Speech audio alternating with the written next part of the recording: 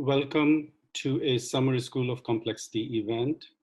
On behalf of UCCS IASP and UCCS Honors Programs Organizing Committee, thank you for attending this very special lecture. Artificial Intelligence, a Guide for Thinking Humans by Dr. Melanie Mitchell. My name is Sudhanshu Kumar Semwal, Professor of Computer Science at UCCS. We will begin with two UCCS IASP announcements and a video presentation on Edge of Chaos. Dr. Melanie Mitchell's introduction will follow. Dr. Bacon, former UCCS Provost Emerita, has joined as an advisory board member of UCCS IASP. Dr. Bacon's large body of work at UCCS is well known across all four campuses and internationally.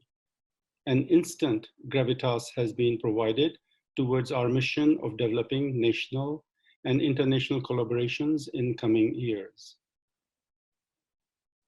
UCCS Honors Programs Gray Matters and Complex Systems Group has joined UCCS IASP, bringing topics such as study of mind as complex systems, virtual reality and empathy work, Southern Colorado Project, and Texas Turtles to UCCS IASP. Central theme of complex system is the edge of chaos. Professor Olkowski explains this. I'm Professor Dorothea Olkowski in the Department of Philosophy and Director of Humanities, and I'd like to say a few words about complexity. Complexity is now being embraced as a nearly magical formula across a multiplicity of disciplines, from economics and business to politics and much, much more. But before joining this chorus, let's take a closer look at the meaning of complexity. From Galileo and Newton's mechanical universe to the present, understanding the world has meant that the simple could always explain the complex. And this is not exactly true.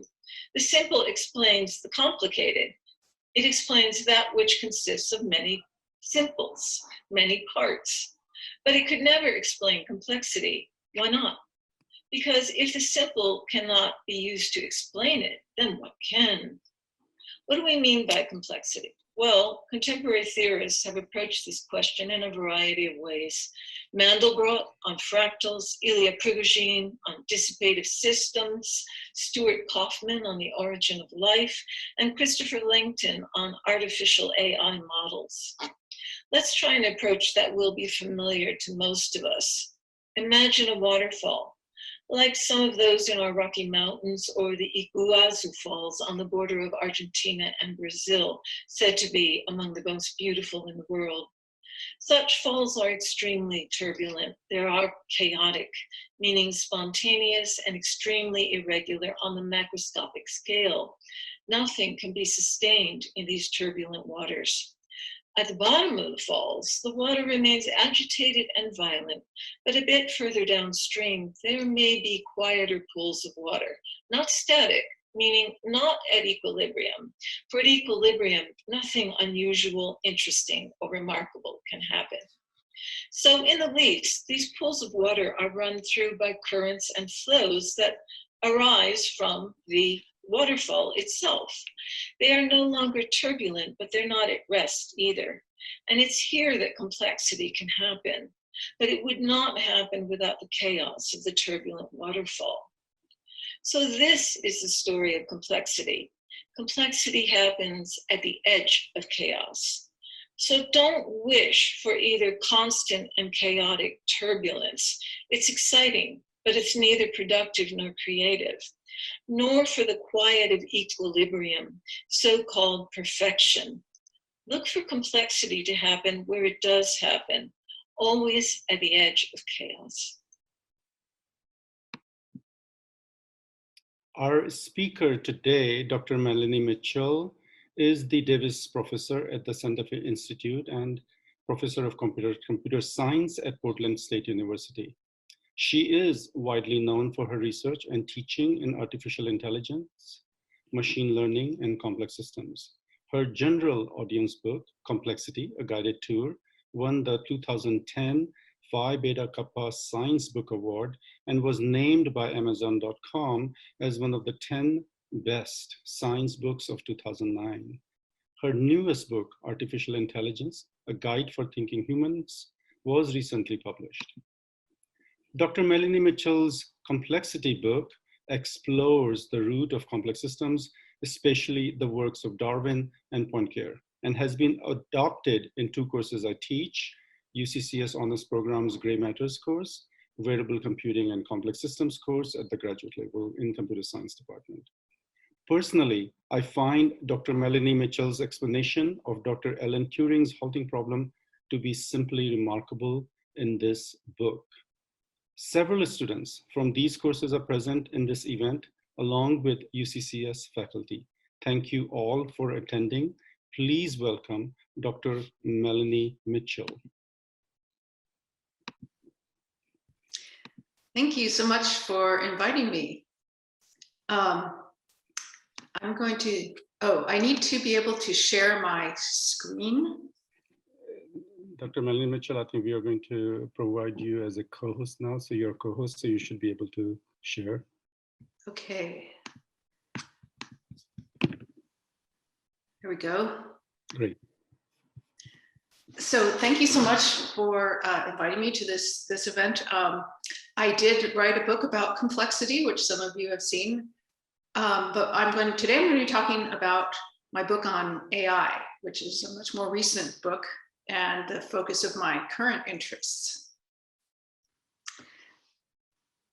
So if you want to know where AI began, you have to look back to the 50s and even earlier. Frank Rosenblatt, a psychologist, invented a kind of machine called a perceptron. Down below is a picture of it with a lot of spaghetti-like wires coming out, which was a very relatively simple model of neurons and interconnections between neurons. So essentially the great ancestor of today's neural networks. And back in 1958, the New York Times covered a press conference about Rosenblatt's work, which was funded by the Navy. And they said the Navy revealed the embryo of an electronic computer today that expects will be able to walk, talk, see, write, reproduce itself, and be conscious of its existence. So even back in the 1950s, people were predicting really amazing things coming from the field of artificial intelligence and assuming that those things were coming quite soon. So Claude Shannon, the founder of information theory, major figure in many different fields, including complex systems, predicted that within 10 to 15 years of 1961, that something would emerge from the laboratory that is something like the robots that you see in science fiction movies or books. Herbert Simon, Nobel Prize winner, predicted in 1965 that machines will be capable within 20 years of doing any work that a man could do. Note the sort of dated sexist language, but you get the general idea. And in 2 years later, Marvin Minsky, the founder of the MIT AI Lab, predicted that within a generation, the problem of creating AI would be substantially solved. So there's always been this tension between these optimistic predictions about AI and the actual reality of the field itself. And this continues today. Andrew Ng, a pioneer of deep learning, called AI the new electricity. And he expects that it's going to, within the next few years, transform every industry in the way that electricity did 100 years ago. Elon Musk, most of you have heard of, founder of Tesla, called AI our biggest existential threat. With artificial intelligence, we are summoning the demon. And so these kinds of pronouncements, both positive and negative about the prospects of artificial intelligence, were really what spurred me to write a book about the field, because I myself wanted to understand better what is the overall state of the art? How close are we to something like the robots of science fiction fame as Claude Shannon proposed, or existential threats that Elon Musk invokes. So in this talk, I'm going to very briefly introduce some definitions of artificial intelligence, and you may or may not be surprised to find out that there's some disagreement in the field about what actually constitutes AI. Then I'll talk a little bit about the deep learning revolution, which is in the last decade, the kinds of AI and machine learning methods that have really revolutionized the applications we've seen. But then we'll take a closer look at learning machines and I'm trying to understand exactly what it is that they have learned and how robust the concepts they have learned are. And then I'll try and summarize some major open challenges for AI. So what is AI? Well, it's a big umbrella term that can mean a lot of things. You know, we've seen all kinds of applications of AI ranging from chess playing machines to speech recognition to virtual assistants, translation, and so on. There's just been a lot of, especially recently, applications of AI, including robots in space and so on. But to define AI and to say what all these things have in common is surprisingly difficult. An early textbook of the field, written by Nils Nilsson, defined AI as building machines that perform tasks normally requiring human intelligence. Of course, what normally requiring human intelligence means has changed over the years. It used to be thought that, say, playing chess was at a grandmaster level, let's say, is the pinnacle of human intelligence. And yet, even by the 1990s, we had chess machines that were able to beat most, if not all, humans without the kinds of intelligence that we normally think of that humans have. They were really much more brute force search machines. So chess was no longer thought of as necessarily requiring human intelligence. And one by one, a number of tasks have been performed by computers that we used to think would require intelligence, another umbrella term, but now seem to be using techniques that aren't what we would consider to be intelligent. John McCarthy, another pioneer of the field, defined AI as the study of the common sense world. So we'll get into that a little bit later, and how a system can find out how to achieve its goals. Okay. A much more recent definition was by a committee, the 100-year study on AI from Stanford, who defined it as a branch of computer science that studies the properties of intelligence by synthesizing intelligence. A little bit circular, because, you know, what exactly do they mean by intelligence here? My favorite definition was from a paper by this title, actually, that defined AI as an anarchy of methods.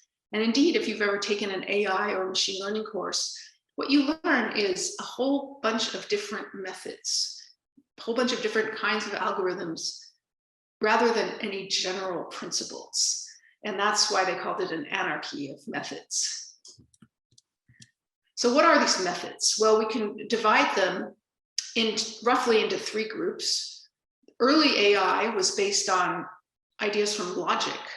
For instance, here's an example of a logic-based proof of a theorem, if you will, that uses rules of logic to deduce each step.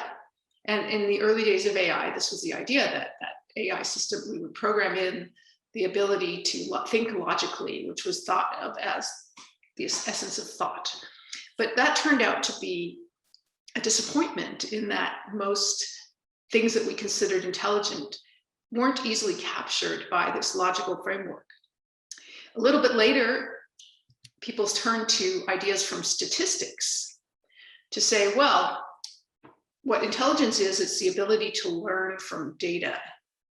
And so we want to give machines data like images or videos or text and have them learn concepts from data rather than programming in logical rules. So the tools used were statistics, where statistical models were fit to data. Okay, and a lot of AI today still remains statistical, But more recently, this also, as I showed earlier, stems from the very beginning of the field with the perceptrons of Rosenblatt. But more recently, we have what are called deep neural networks, which are inspired by the brain. So using ideas from biology is the third major area of this anarchy of methods. So AI used to be somewhat separate from machine learning. Machine learning was really a sub-area of AI, machine learning being the field that has machines learn from data. And deep learning, which I'll get to in a minute, the most popular method now, was just a very small part of machine learning. But starting around the 1990s, machine learning really took off and started to take over the whole field. However, deep learning, because it required so much data and such fast computers to make it work, wasn't really a big area of machine learning yet. But this then changed in the last decade or so, with machine learning almost entirely taking over the field, and deep learning, due to the availability of very high-powered graphics processors and huge amounts of data, has allowed these deep neural networks to be the most successful form of machine learning. So that's the deep learning revolution. Deep learning refers to methods for training what are called deep neural networks. A deep neural network is a method inspired by the brain, in particular the visual cortex, which is divided into a hierarchy of layers of neurons, where each layer essentially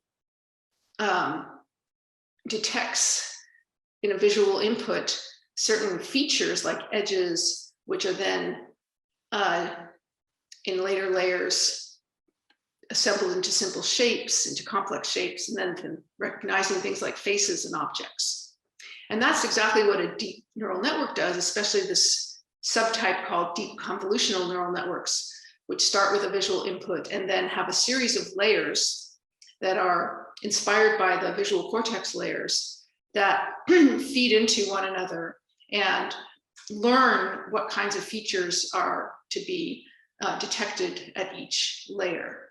And at the final layer, gives some kind of probability to each type of object. So here you can see the highest probability is given to boat. So if you want to try out a deep neural network, deep convolutional neural network, all you have to do is upload a photo. Here's one of me with my friend Maggie, and give it to Google image search, because underlying Google image search is a kind of convolutional neural network that will analyze your image and tell you what category it thinks it is. And in fact, it totally ignored me, which is fine. And it said, this is a picture of a Great Pyrenees, which is in fact the dog breed of this dog. So it's very good at recognizing certain kinds of objects, and it's doing that via the kind of convolutional neural network that I just showed you. Google Photos also uses convolutional neural networks. For example, if you store all your photos in Google's cloud, you can search them by just asking for a certain term like fountain. And here it found a photo that I had taken of a fountain. And this photo was not labeled fountain. The algorithm just analyzed the pixels and recognized it as a fountain using deep convolutional neural net. Facebook does this with tagging faces, and there's all kinds of other applications that you probably use in your everyday life. A lot of this is due to the availability of huge collections of labeled images. The ImageNet collection is a collection of millions of images that have been labeled by humans as to their content, and machines can then learn from these labeled images to recognize different categories of visual input. And every year, up until a few years ago, there was a ImageNet contest or challenge where people could enter their algorithms and train them on a training set of 1.2 million images and then test them on a new set of 500,000 images. And the goal was to identify which of 1,000 different categories a particular image was in. This is the error rate. So low is better, low is error. And as of 2009, this contest, the best program got about a 28% error rate. This was not a deep neural network. Again, the next year, not a deep neural network. This Supervision is a program that was the very first deep neural network entered in this competition. And you can see the error rate fell dramatically, and it continues to fall over the years as the networks become deeper and deeper, that is, have more and more of these intermediate layers that I showed you. Human performance on this has been estimated to be about 5% error, and now you can see machines have surpassed that. And then you get headlines like this one: computers are now better than humans at recognizing and sorting images, based on that, that plot. But there are a lot of caveats here, okay, which I will get into later. These kinds of vision systems have enabled self-driving cars to appear on our roads that use these deep neural networks to identify the objects on the road, like other cars, trucks, traffic lights, pedestrians, and so on. We haven't seen these self-driving cars widely deployed yet. They're still in the experimental stage. Although many people have been predicting for years that any day now we're going to have lots and lots of self-driving cars. So here's an example. You can even see that this is a little out of date. Guardian predicted that from 2020 will all become permanent backseat drivers. Business Insider predicted 10 million self-driving cars on the road by 2020. 2020 seemed to be a big year for making predictions. Even Elon Musk, the CEO of Tesla, thought more conservatively than Business Insider. He said, we'll have 1 million cars with full self-driving, etc. So here we are in 2021, and we still haven't seen this. So there's a question: why are we not seeing all these self-driving cars? And it has to do with some of the limitations of the computer vision systems that I've just shown you, which I'll talk about later, and the lack of what we might call common sense. Another area in which deep neural networks have made a big impact are in game playing. A company called DeepMind in London built a deep reinforcement learning system to play old Atari video games and to learn to play them from scratch just by watching the videos and trying out things and seeing what kind of scores they got. So this is a game called Breakout, where you move a little paddle with a joystick, and then the paddle hits this little ball, and the ball bounces up and hits these bricks, these colored pieces that explode. And then your goal is to get up to the higher level of bricks, which are the most valuable. And this particular deep reinforcement learning system learned a strategy that beat humans playing the game. And you can see that these are actually a whole bunch of different video games from Atari. And Breakout, this is the percent to which their deep reinforcement learning system was better than a human game tester.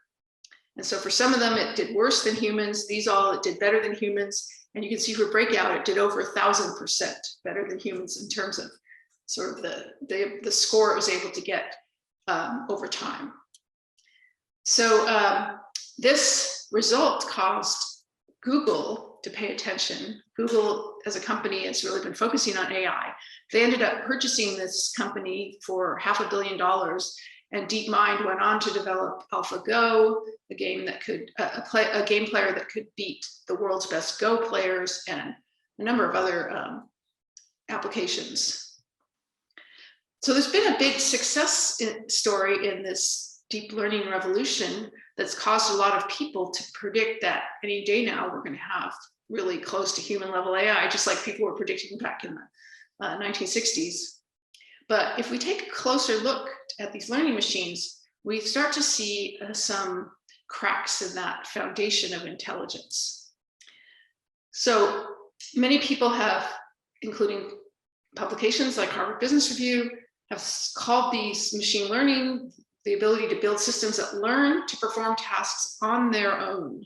But on their own is a little misleading, because how they actually learn, of course, is by having humans label examples. So you have to have a human draw a box around the different objects in a picture, for example, and say what they are. You have to have thousands to millions of these examples. It's very different than the way humans learn. You know, here we have millions of photos that have been labeled. They're typically labeled by what are called crowd workers who work on internet platforms like Amazon Mechanical Turk, if you've heard of that. Not only do humans have to label the data, they also have to carefully design the neural network. So this is a schematic of the layers in a deep neural network. And all of these different numbers and these different colors, which are types of computations that go on here, have to be carefully determined by humans. So there's still a lot of great jobs in tech companies designing and tuning these deep neural networks that has to be done by humans. So they're not really learning on their own exactly. And then the question is, once they've been trained, how do we figure out exactly what they did learn? These machines can have millions to billions of parameters, like which refer essentially to the strengths of connections between simulated neurons. And it's really hard to open up the hood of these systems and figure out how exactly they're working. Kind of analogous to opening up your skull and looking at your brain and saying, well, how did this person make that decision? Well, here's an example where we can be a little bit misled about what a machine learned. One of my graduate students trained a deep neural network to distinguish photos that contain animals from photos that contain no animals. He had a data set of nature photos from National Geographic, and the photos are labeled by a human as animal, no animal. The machine learns from those photos, and then it's tested on some new set of unlabeled photos, and it does very well.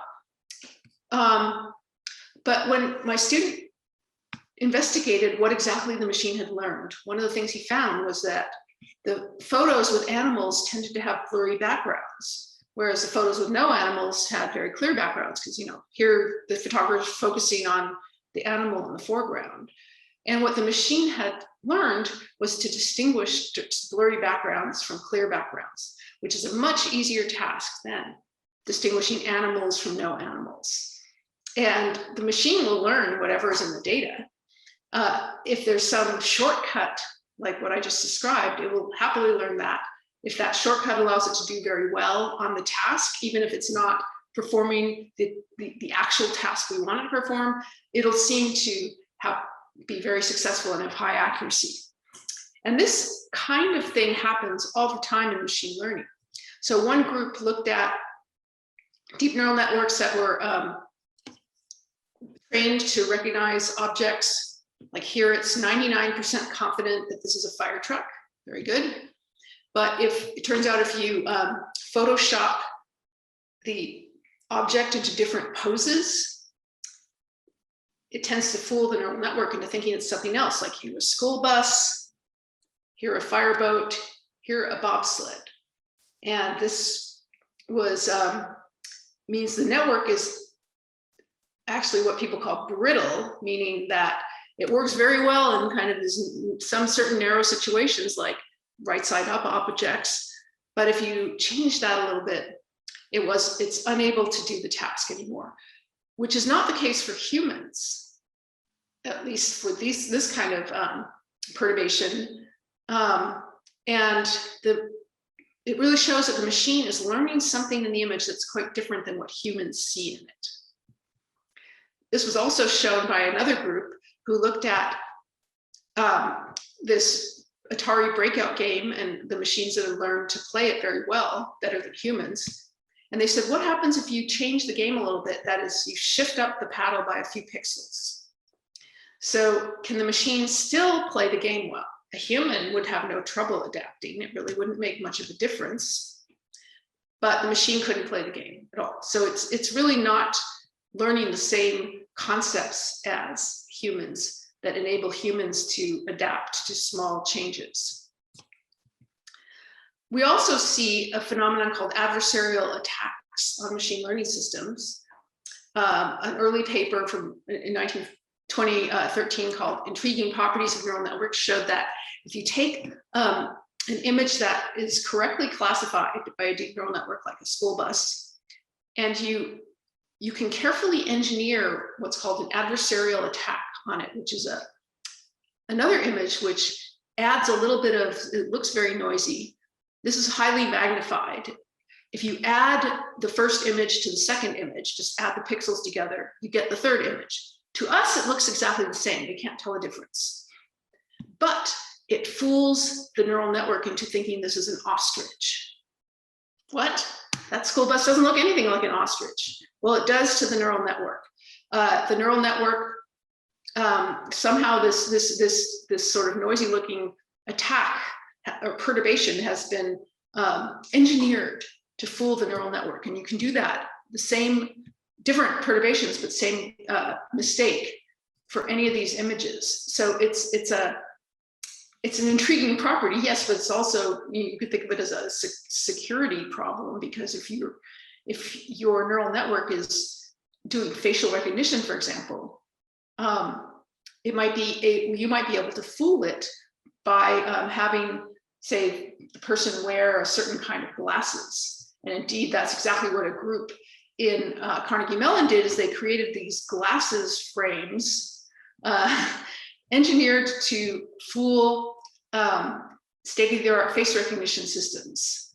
And they showed that, for instance, this guy wearing the glasses was interpreted by the neural network as the actress Milla Jovovich. He's one of the authors of the paper. And you think, how could the network do that? Well, these networks are operating in very complicated ways that are very, very different from the way humans perceive objects and faces.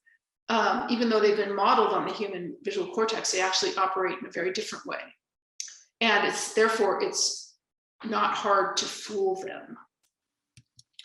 And terrifyingly, another group showed that you can take a stop sign and put little stickers on it in an adversarial way to make the computer vision systems interpret this as a speed limit 80 sign.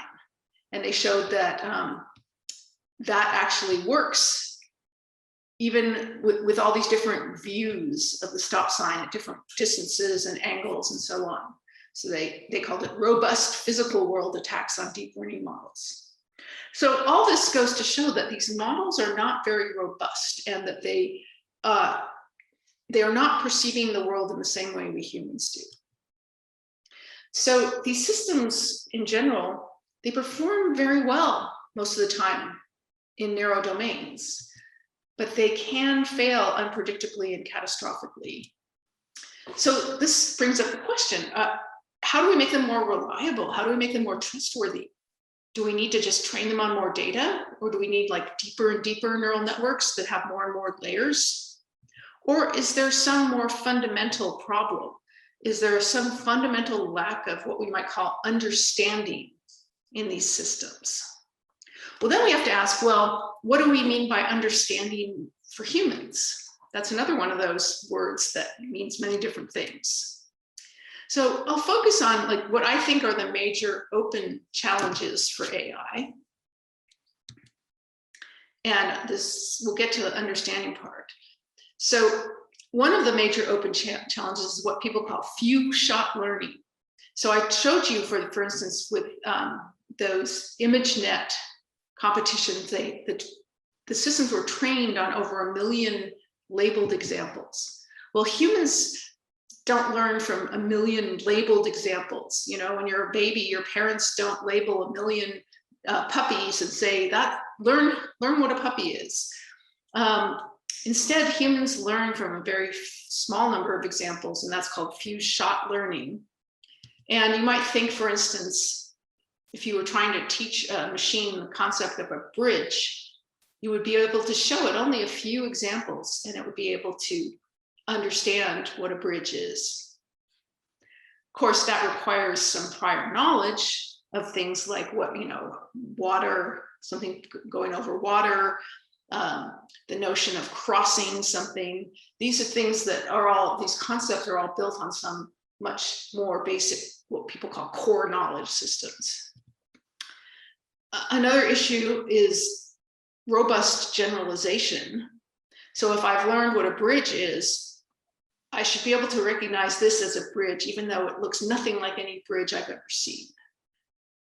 And one of the reasons I understand this is because I understand the function of a bridge. And I recognize that this is a road and it's crossing water and it's for cars to get across a body of water or around, and it's just a different shape than what I've ever seen before.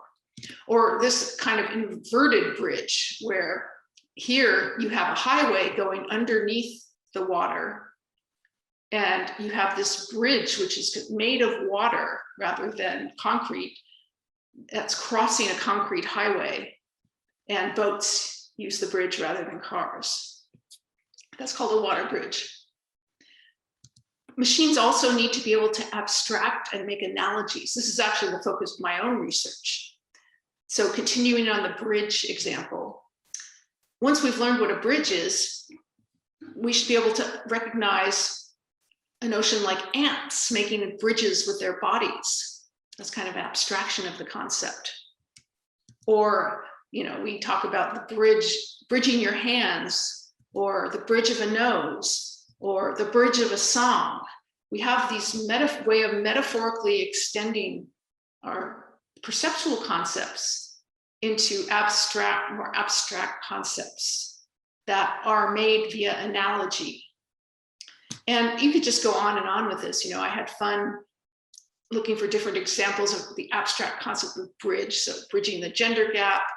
Joe Biden in his campaign talked about how he's a bridge to a new generation of leaders. That's a very abstract idea, and yet we understand it immediately. And you can just go on with all kinds of examples, abstract examples of bridges. And you can really do this for any concept you want. This is how we think, is by taking basic physical perceptual concepts and by analogy and metaphor, extending them to more abstract situations. And this is something that is almost entirely beyond what AI systems can now do. Hofstadter, in his paper, Analogy as the Core of Cognition, in fact, defined a concept as a package of analogies. And you can see that with this bridge concept, that it's not just recognizing, you know, regular bridges that go across water. It's all kinds of abstract metaphorical notions of bridges.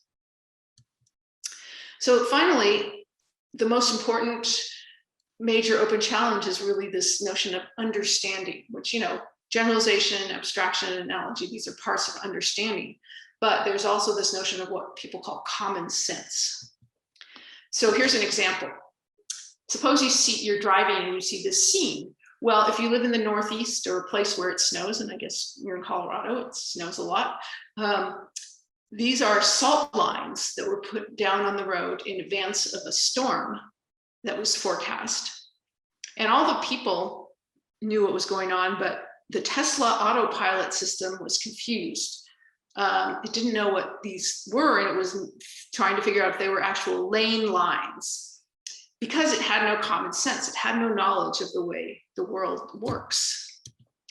And we've seen all kinds of examples of self-driving cars getting into weird accidents. You know, humans get into accidents all the time, but different kinds of accidents. So this car crashed into a stopped fire truck. and fire truck was stopped on the highway, and it just went full speed into it. And the system didn't recognize the situation that there was a stopped emergency vehicle on a highway. But that's a dramatic example, but even more commonplace, it turns out that the most common kind of accident that self-driving cars are involved in are they slam on the brakes unexpectedly, and the people driving behind them rear end them. That is, they crash into them. So it's the person's fault, not the self-driving car. But people driving are expecting certain kinds of behavior from the other drivers. And if a driver behaves unpredictably, that can cause an accident.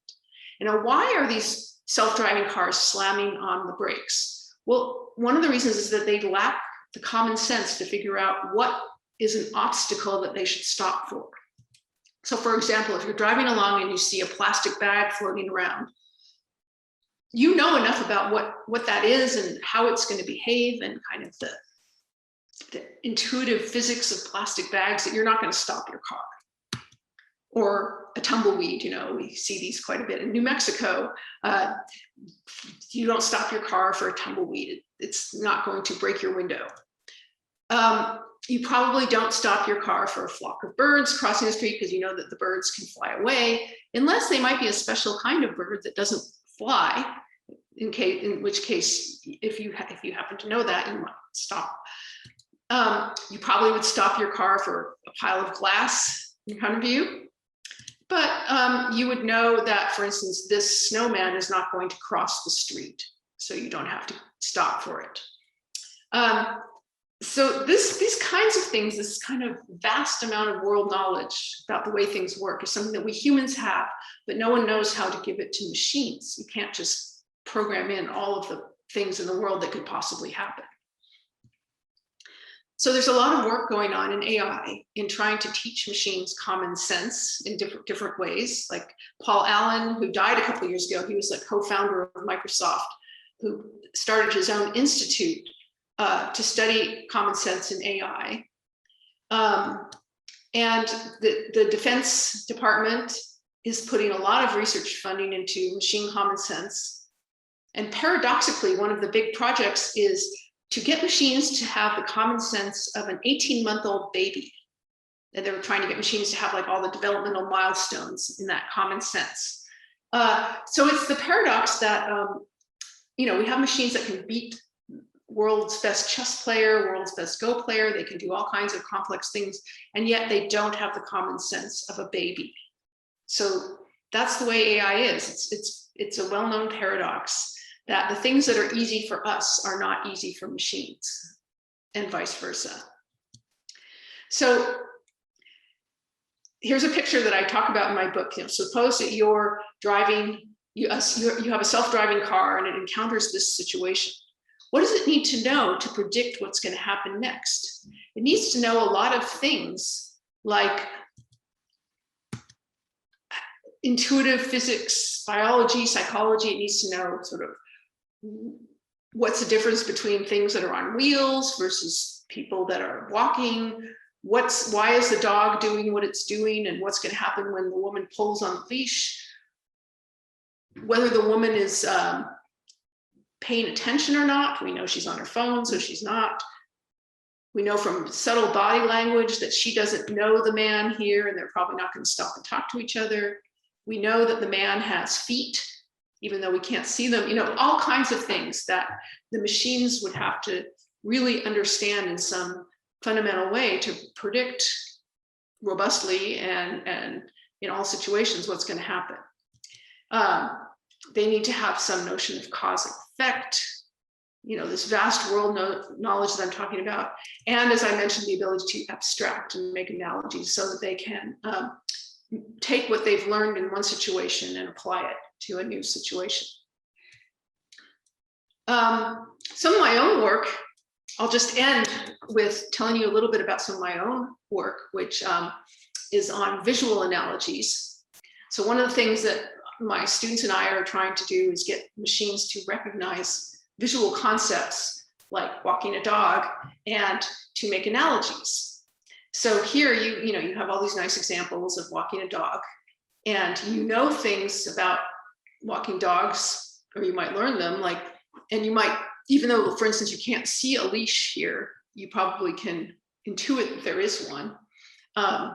So a machine would have to be able to do that. Same thing here. So you might come up with a rule like, okay, walking a dog, it's a person holding a leash, the leash is attached to the dog, and they're both walking. So there's my little network of concepts. Okay, but this fails in the case where things are a little different, like multiple dogs. So you have to be able to say, well, this is really the same kind of situation. Or people running, not walking. So that's analogous. Or here's a guy walking his cat. That's not exactly the same situation, but it's similar. Or even a weirder one, walking a iguana with its tail. You know, there's people who quote unquote walk their dogs while riding skateboards or bicycles. Some people even ride their bicycle and their dog's on the skateboard. And this is called walking a dog. So you can see somebody called this image, thus walking the dog. And you could imagine this guy saying to his friends, I'm going to go out and walk the dog. You know, people ride in cars and walk dogs. You can even have dogs that walk dogs. So all of these images are meant to kind of give you the idea, they're kind of funny, but also to give you the idea of how flexible and extendable our concepts are. And this is the kind of thing that AI has challenges with. So how can we get an AI system to recognize visual concepts in such a flexible way? So Hofstadter, with his colleague Emanuel Sender, said, without concepts, there can be no thought. And without analogies, there can be no concepts. And I'll say now, or I said it a couple of years ago, and now again, how to form and flexibly use concepts, I think, is the most important open problem in AI. So I'll stop there. If you're interested in learning more about this stuff, I can recommend reading my book, and I'm very happy to answer any questions. That was a very fascinating presentation. Thank you, Dr. Mitchell, Melanie. I think we're going to open up for our students and faculty who are here for any questions they might have. I do have some questions for you along the way, so we will have a good conversation. Does anybody have any questions for Dr. Mitchell?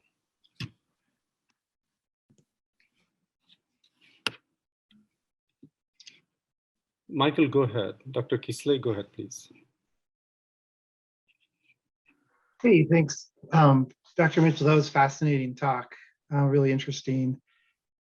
I guess I wonder, I hear at the end of your talk, that we're far away from really a true general artificial intelligence. It's almost like we've got a leap to make to get from this deep learning paradigm to these conceptual analog bridges that I loved how you talked about all these different ways to think about a bridge. So is it possible that the deep learning isn't the way to get there? I mean, it seems like people are just sinking more and more into this and saying, we'll just keep chugging along and eventually it's going to pop. And I know there are also, you know, there are proponents who say we're eventually going to get there. But based on what you presented, it seems like that's asymptotically petering out, and that to get to true artificial intelligence, we need to do something totally different. Yeah, I mean, you know, everybody in the field has their own opinion, and nobody really knows what the answer is. But I think even a lot of the prominent deep learning pioneers like Yann LeCun and Geoffrey Hinton and people like that are saying, well, we actually need something new and we don't know what it is. So I think people do agree that deep learning is not going to be the ultimate solution, although some aspects of it might be part of it, who knows? But I think you're right. You have any ideas what it might be? Like, is it just something that people have ideas, or are we like waiting for just a message to fall from the sky? No, people have a lot of ideas. Okay. You know, people are looking more and more at at human and animal cognition. Hmm. That was how it was in the early days of AI, that it was very much a part of the field of cognitive science, where people were inspired by human and animal cognition. And then kind of the field drifted away to more statistical approaches. But I think now it's coming back a little bit more. People are looking at neuroscience, they're looking at psychology and so on. And in particular, a lot of people are looking at developmental psychology, like how do babies, how do children learn? What are the mechanisms there? And I've attended a lot of interdisciplinary meetings on like how do we use ideas from other fields in AI. So I think that there's a lot of interest in different approaches, and but we're far, people don't really know. And in my book, I quoted one guy, somebody asked, how long is it until we're going to get to human level AI? And this one AI researcher said, it's 100 Nobel Prizes away. Wow. Which I thought was a good way to measure time, as opposed to years. It's like, how many more big discoveries do we need to make to get there? Great, so thank you very much.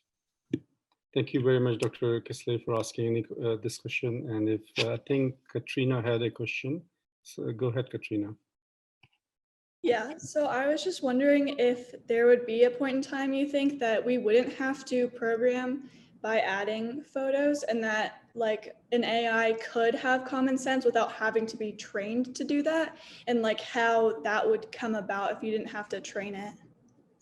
Yeah, so that's a great question. And I think that's the idea, that people are now looking at how do people get common sense.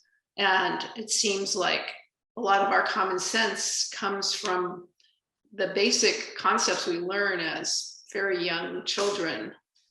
We learn, you've seen babies that, sit in their high chairs and drop stuff on the floor, right, over and over again. And they're learning about like what happens, how do objects work, how do they interact? And they're also learning about psychology. What do my parents do when I do that? Or they do all kinds of experiments. And so they're very active. They're very active learners. They don't just passively let data go by them. They explore specific things. And they also have some kind of way of representing the concepts that they learn that is not well understood. And so people are trying to understand that better. But it is a still quite open question how to do it. And I think a lot of people are trying different things. Dr. Mitchell, I have a question for you next about trying to find out, like, is it necessary for machines to replicate human intelligence because they have an intelligence of different kind? And for example, in wearable computing, we tend to have, a heart pacemaker plus this and plus that, increasing the human dimensions. And so my thinking really is that even if human intelligence may be 100 kind of awards away, it may be still useful for humans to kind of use these tools to create some of their own methods and so on and so forth, like in wearable computing we do. And so I feel that is, to me, is in some sense the complex systems. What happens when the machine capabilities are added, and how does human evolve? So my question has always been, machines are good, very nice, thank you very much.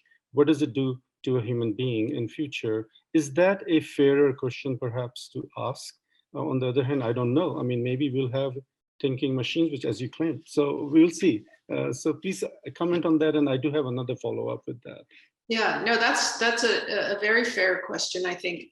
And there's the field of AI has always been split into people who just want to build useful applications for humans, or like GPS navigation that's uses a lot of AI, and it's really useful, but it doesn't replace humans in any way.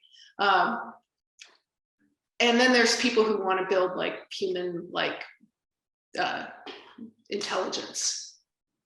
Yeah. And each has its own goals and methods. We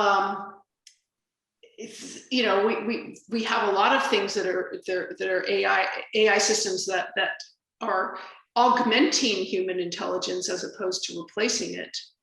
We have that now, and we'll continue to have that in the future. So the question is, why would we want machines that think like us? Why don't we use machines that don't think like us and that can do the things that we can't do well? And one of the answers is, well, it depends on the situation. So like if we want self-driving cars, we need them to think like us in certain ways. Yeah. So we need them to perceive the world in the same way we do. There's been examples where a self-driving car sees a truck ahead of it, and there was a picture of a stop sign on the truck. It wasn't a stop sign, it was a picture of a stop sign. Because it was some like company logo or something, and the car stopped. And we want machines to be sensitive to context and to understand things in the same way we do when they're interacting with us in the world in that way. So figuring out when we want machines to think like us and when we don't, could be. That's I think a big question that hasn't been really discussed very much in the field. So I think one follow-up there to me is that all the data I've seen perhaps is two-dimensional images. We live in three-dimensional world. And so because I'm in computer graphics also, I wonder if three-dimensional data could benefit this proposal for intelligence being a little bit better. I wonder if ImageNets and there are 3D ImageNets, which you are aware of, which are doing things in 3D and recognizing in that part, kind of changing the problem a little bit more and making it better for the machines. So yeah, I think that the 3D part is definitely a piece of it. One of the things that we humans do is when we see, we see the world in 2 dimensions, and then our brains operate in able to create a 3-dimensional representation. And we do that we rely on all kinds of subtle cues to do that. And we haven't quite figured out how to make machines do that very reliably, to see a 2-dimensional scene and project it into a 3-dimensional scene. But there's been a lot of progress on that. And I think that's but to really do that well, we have to understand a lot about the world and, how light operates and how, we see, we're very invariant to like light changes and other kinds of changes and how that all works. And I think by understanding something about the brain and how the brain does that, that'll help us build machines that can do that kind of thing. But you're right, people have focused on 2D images just because they're available. They're very readily available. But now I think people are realizing that that's maybe not the best way to train machines. Are there any other questions for Dr. Melanie Mitchell, visiting from Santa Fe Institute? I have a question. Go ahead, Arij. Hi. So I want to talk about the relationship between AI and cybersecurity. So I think it's a big limitation also of AI and cyber attacks, since with the evolution of AI, we have evolution of cyber attacks. So my question is, can AI create an artificial sense of cybersecurity?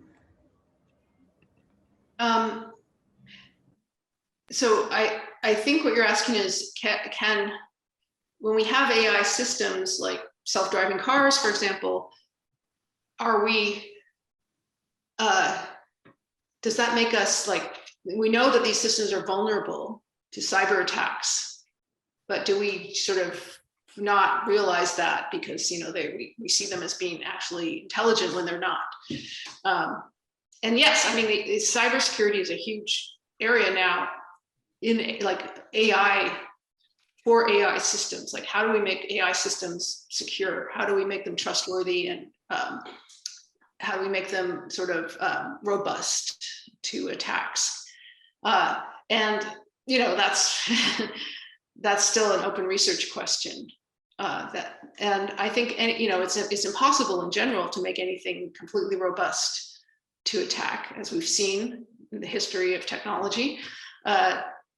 But people are working on trying to make it more robust. So there's a collaboration now between AI and cybersecurity people to try and figure out what's the best way to do this? But there's all kinds of worrying things that these systems are being deployed without much thought to security, like facial recognition systems are just being deployed all over the place without much thought, and self-driving cars and all just in general more like Internet of Things without much thought of cybersecurity.